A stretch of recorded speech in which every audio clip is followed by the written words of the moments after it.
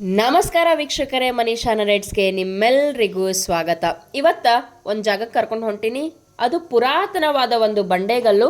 ಅಲ್ಲಿರುವ ಒಂದು ಇತಿಹಾಸ ನಿಮಗೆ ಹೇಳಾಕತ್ತೀನಿ. ಈಗ ಇದನ್ನ ಪಾರ್ಕ್ ಆಗಿ ಕನ್ವರ್ಟ್ ಮಾಡ್ಯಾರ. ಜನ ಎಲ್ಲ ನೋಡಕ್ಕೆ ಬರ್ತಾರೆ.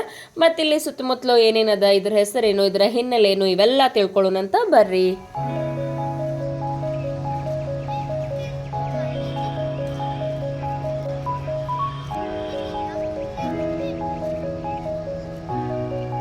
ನಾಡಪ್ರಭು ಕೆಂಪೇಗೌಡರು ಬೆಂಗಳೂರು ನಿರ್ಮಾಣ ಮಾಡಿದ್ರು ಅಂಥೇಳಿ ನಮ್ಮೆಲ್ಲರಿಗೂ ಗೊತ್ತದ.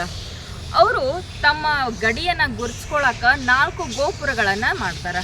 ಅಂತಹ 4 ಗೋಪುರಗಳಲ್ಲಿ ಈ ಗೋಪುರವು ಒಂದು. ಬರ್ರಿ ಮ್ಯಾಲೆ ಹೋಗಿ ನೋಡಿ ಬರೋಣಂತ. ದಕ್ಷ ಆಡಳಿತಗಾರ ದೂರದೃಷ್ಟಿಯನ್ನಿಟ್ಕೊಂಡು ಬೆಂಗಳೂರನ್ನ ಸಮೃದ್ಧಿಯಾಗಿ ಕಟ್ಟುತ್ತಾರೆ. ಬಡಾವಣೆಗೊಂದು ಕೆರೆ, ವೃತ್ತಿಗೊಂದು ಬೀದಿ ಮತ್ತು ಎಲ್ಲ ಕಡೆ ಸೇಫ್ಟಿ ಮೆಷರ್ಸ್ ತಗೊಂಡು ರಕ್ಷಣೆಗಾಗಿ ಕಾಯಕ 4 ದಿಕ್ಕುಗಳಲ್ಲಿ 4 ಗೋಪುರಗಳನ್ನು ಮಾಡ್ತಾರೆ. ಅಂತಹ ಗೋಪುರಗಳಲ್ಲಿ ಇದು ಒಂದು. ನೂರಾರು ಬಾವಲಿಗಳು ಗಿಡದ ಮೇಲೆ ಕುಂತಿದ್ವು. ಅಲ್ಲೇ ಆ ಗೋಪುರ ನಮಗೆ ಕಾಣಿಸ್ತದ. ಒಂದು ದೊಡ್ಡ ಬಂಡೆಗಲ್ಲ ಮೇಲೆ ಆ ಗೋಪುರವನ್ನು ನಿರ್ಮಾಣ ಮಾಡಲಾಗ್ಯದ. ಇದರ ಮುಂದಿನ ಕಥೆಯನ್ನು ಹೇಳ್ತೀನಂತ ನೋಡ್ರಿ.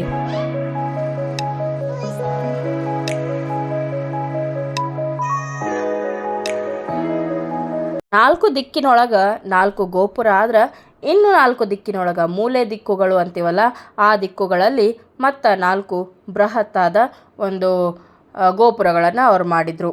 ಲಾಲ್ಬಾಗ್ ಹಿಂಭಾಗದ ಬೃಹತ್ ಬಂಡೆಯ ಮೇಲೊಂದು ಗೋಪುರ, ಅಲ್ಸೂರು ಕೆರೆ ಅಲ್ಲೊಂದು ಗೋಪುರ, ಕೆಂಪಾಂಬುದಿ ಕೆರೆ ಬದಿ ಇರುವ ಒಂದು ಗೋಪುರ, ಮತ್ತು ಅದೇ ಕೆಂಪಾಂಬುದಿ ಕೆರೆಗೆ ಇನ್ನೊಂದು ಬದಿನೂ ಒಂದು ಗೋಪುರ ಅದ. ಬಳ್ಳಾರಿ ರಸ್ತೆಗೆ ಒಂದು ಗೋಪುರ ಅದ. ಮತ್ತು ಗವಿಗಂಗಾಧರೇಶ್ವರ ಗುಹಾಂತರ ದೇವಾಲಯ ಅಂತೈತಿ, ಅಲ್ಲೊಂದು ಗೋಪುರ ಅದ. ಇದು ಈಗ ನೋಡಕತ್ತಿರಲ್ಲ ನೀವು, ಇದು ದೊಡ್ಡ ಬಸವಣ್ಣನ ಗುಡಿ ಬಾಜು ಇರುವಂತಹ ಒಂದು ಬಂಡೆಗಲ್ಲಿನ ಮೇಲಿರುವಂತಹ ಗೋಪುರ. ಇನ್ನೊಂದು ಬಿನ್ನಿಮಿಲ್ ಕೆರೆಯ ಬದಿ ಅಂಥೇಳಿ ಒಂದು ಗೋಪುರ ಅದ. ಹಿಂಗೆ ಒಟ್ಟು 8 ಗೋಪುರಗಳು ಕೆಂಪೇಗೌಡರು ಮಾಡಿರುವಂಥದ್ದು.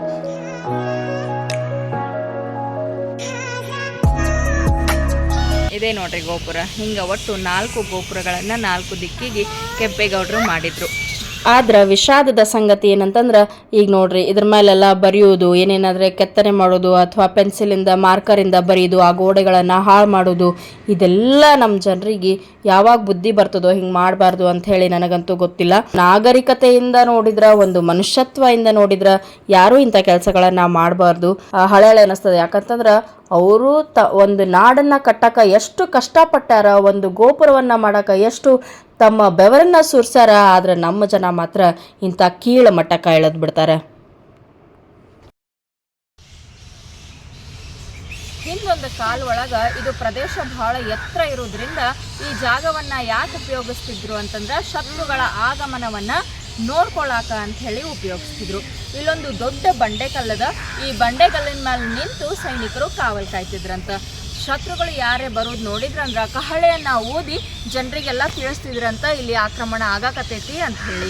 ಹಾಗಾಗಿ ಇದಕ್ಕೆ ಕಹಳೆ ಬಂಡೆ ಅಂತ ಹೇಳಿ ಹೆಸರು ಬಂದದ.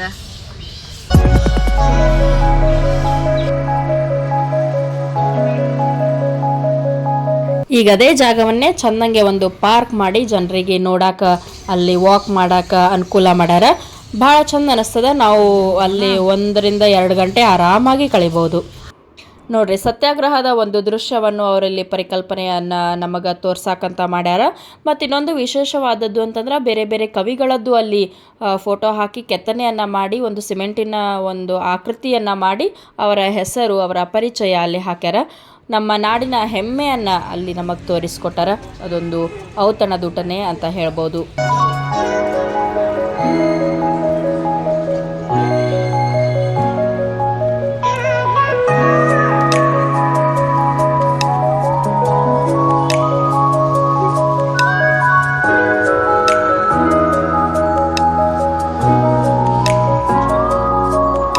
ಮಹಾನ್ ಕಲಾವಿದರು ಶ್ರೀ ಅನಂತ ಸ್ವಾಮಿ ಅವರು. ಅವರಿಗೆ ಮೈಸೂರು ಅನಂತ ಸ್ವಾಮಿ ಅಂತ ಹೇಳೇ ಕರೀತಾರೆ. ಇವರು ಸಂಗೀತ ನೃತ್ಯ ಅಕಾಡೆಮಿ ಒಳಗೆ ಪ್ರಶಸ್ತಿ ಪಡೆದದ್ದು. ಹಂಗೆ ಬೇರೆ ಬೇರೆ ಅವರ ಒಂದು ಪರಿಚಯ ಹಾಕಿ ಹಿಂಗೊಂದು ಕಲಾಕೃತಿಯನ್ನು ಮಾಡ್ಯಾರ. ಇವರು ಶ್ರೀಯುತ ಪಿ ಕಾಳಿಂಗರಾಯರು ಅಂತ ಹೇಳಿ, ಅವರದ್ದು ಸಹಿತ ಇಲ್ಲಿ ಇನ್ಫಾರ್ಮೇಷನ್ನು ಬರ್ದಾರ. ಬೇಕಂತಂದ್ರೆ ನಾವು ಅದನ್ನು ಓದ್ಬೋದು. ಅವ್ರ ಬಗ್ಗೆ ತಿಳ್ಕೊಳ್ಳುವಂತಹ ಉತ್ಸಾಹ ಹೊಂದೋರು ಮಾತ್ರ ಖಂಡಿತವಾಗ್ಲೂ ಇದನ್ನು ಓದ್ತಾರೆ. ವನ್ಯ ಮೃಗಗಳ ನಡುವೆ ಗೋವು ಬಂದೇನಾಹುದು, ಪುಣ್ಯ ವೀಧಿಯಲ್ಲಿ ತಾತ್ವಿಕನಿಗೇನಾಹುದು, ಅನ್ಯಾಯ ದುನ್ಮತ ಕೋಲಾಹಲದ ಲೋಕ ಪುಣ್ಯವನ್ನು ಚಿಂತಿಪುದೆ ಮಂಕುತಿಮ್ಮ. ಹೆಂಗೆ ಬರ್ತಾರೆ ನೋಡ್ರಿ ಡಿ ವಿ ಜಿ ಅವರು. ವನ್ಯ ಪ್ರಾಣಿಗಳಲ್ಲಿ ಒಂದು ಗೋವು ಬಂದ್ರೆ ಹೆಂಗಾಗ್ತದ, ಅದರ ಪರಿಸ್ಥಿತಿ ಏನಾಗ್ತದ, ಮತ್ತು ಹಾಗೆ ಈ ಒಂದು ಅನ್ಯಾಯ ನಡೆದಿರುವಂತಹ ಕೋಲಾಹಲದ ಲೋಕ ಒಳಗೆ ನಾವು ಪುಣ್ಯ ಬಯಸ್ತೀವಿ ಅಂತಂದ್ರೆ ಇದು ಒಂದು ಆಗ್ಲಾರ್ದ ಮಾತು ಅಂಥೇಳಿ ಮಂಕುತಿಮ್ಮ ಕಗ್ಗ ಅದ್ರೊಳಗೆ ಡಿ ವಿ ಜಿ ಅವರು ಹೇಳ್ತಾರೆ. ಅವರ ಕಲಾಕೃತಿನೂ ಇಲ್ಲಿ ಮಾಡ್ಯಾರ ನೋಡ್ರಿ. ಭಾಳ ಸುಂದರವಾದ ಒಂದು ಕಲಾಕೃತಿ ಡಿ ವಿ ಜಿ ಅವ್ರದ್ದು ನಾವಿಲ್ಲಿ ನೋಡ್ಬೋದು. ನಾವು ಸಣ್ಣವರಿದ್ದಾಗಿಂದ ಮಂಕುತಿಮ್ಮನ ಕಗ್ಗ ಓದ್ಕೋತ ಬಂದಿವಿ. ಅದ್ರೊಳಗೆ ಭಾಳ ಪ್ರಚಲಿತ ಇದ್ದಿದ್ದು, ಎಲ್ಲರಿಗೂ ಬಹುಶಃ ನೆನಪಿದ್ದಿದ್ದು ಅಂತಂದ್ರೆ ಹುಲ್ಲಾಗು ಬೆಟ್ಟದಡಿ ಮನೆಗೆ ಮಲ್ಲಿಗೆ ಆಗು, ಕಲ್ಲಾಗು ಕಷ್ಟಗಳ ಮಳೆಯ ವಿಧಿಸುರಿಯೇ, ಬೆಲ್ಲ ಸಕ್ಕರೆ ಆಗು ದೀನ ದುರ್ಬಲರಿಗೆ, ಎಲ್ಲರೊಳಗೊಂದಾಗು ಮಂಕುತಿಮ್ಮ ಅಂತ ಹೇಳಿ ಇಂಥ ಒಂದು ಅದ್ಭುತವಾದ ಕವನಗಳನ್ನು ರಚಿಸಿರುವಂತಹ ನಮ್ಮ ಡಿ ವಿ ಜಿ ಅವರು ನಮ್ಮ ನಾಡಿನ ಹೆಮ್ಮೆ. ಅವರನ್ನು ನೆನೆಸುವುದೇ ನಮಗ ಒಂದು ಭಾಗ್ಯ.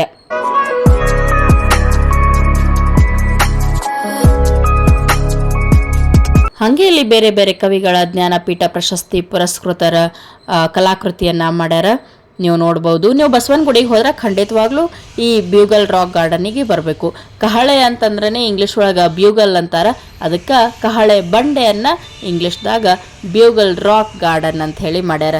ಇಲ್ಲಿ ಕೂಡಕ್ಕೆಲ್ಲ ವ್ಯವಸ್ಥೆ ಅದ, ತಿರುಗಾಟಕ್ಕೆ ಸ್ವಚ್ಛಂದ ಗಾಳಿ ಸಿಗ್ತದ, ಮತ್ತು ಬೆಳಕಂತೂ ಸಿಕ್ಕಾಪಟ್ಟೆ ಅದ, ಗಿಡಗಳದಾವು, ಬಿಸಿಲಿದ್ರೆ ನೆಳ್ಳಿರ್ತದ. ಹಿಂಗೆ ನಿಮಗೆ ಬೇಕಾದಂಗೆ ಅನುಕೂಲ ಆಗುವಂತಹ ಒಂದು ಸ್ಥಳ ಇದ್ದು ಆರಾಮಾಗಿ ಹಾಯಾಗಿ ಅಡ್ಡಾಡಿಕೊಂಡು ಬರುವಂತಹ ಒಂದು ಜಾಗ ಇದು. ಬಸವನಗುಡಿಯಿಂದನೇ ಒಂದು ಗೇಟ್ ಈ ಕಡೆ ಮಾಡ್ಯಾರ, ಅದು ಕಂಪೌಂಡ್ ಹತ್ತಿನೇ ಈ ಗಾರ್ಡನ್ ಅದ.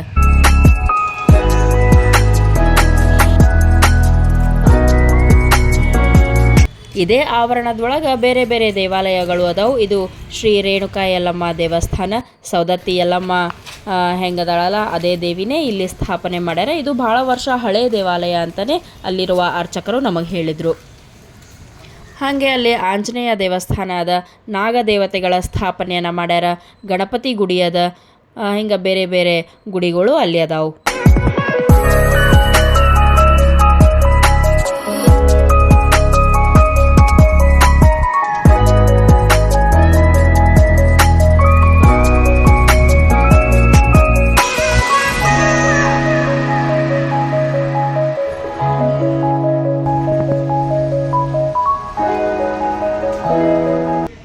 ಮಹರ್ಷಿ ವಾಲ್ಮೀಕಿ ಅವರ ಒಂದು ದೇವಸ್ಥಾನನೂ ಇಲ್ಲಿ ಮಾಡ್ಯಾರ. ಭಾಳ ವಿಶೇಷವಾದದ್ದು, ಭಾಳ ರೇರ್. ಇಂಥ ದೇವಸ್ಥಾನಗಳು ನಮಗೆ ಸಿಗೋದು ಭಾಳನೇ ಕಡಿಮೆ ಅಂತ ನನಗನ್ನಿಸ್ತದ. ಇದು ನೋಡಿ ನಾವು ಧನ್ಯರಾದ್ವಿ. ನೀವು ಒಂದ್ಸತ ಖಂಡಿತವಾಗೂ ನೋಡಕ್ಕೆ ಬರ್ರಿ ಅಂತ ಹೇಳ್ತಾ ಈ ಸಂಚಿಕೆಯನ್ನು ಮುಗಿಸಾಕತ್ತೀನಿ. ಮತ್ತು ಮುಂದಿನ ಸಂಚಿಕೆಯೊಳಗೆ ಸಿಗೋಣಂತ. ನಿಮ್ಮ ಅನಿಸಿಕೆ ನನಗೆ ತಿಳಿಸ್ರಿ ಕಮೆಂಟ್ ಸೆಕ್ಷನ್ದಾಗ ಅಂತ ಹೇಳ್ತಾ ಮುಂದಿನ ಸಂಚಿಕೆಯೊಳಗೆ ಸಿಗೋಣ. ನಮಸ್ಕಾರ.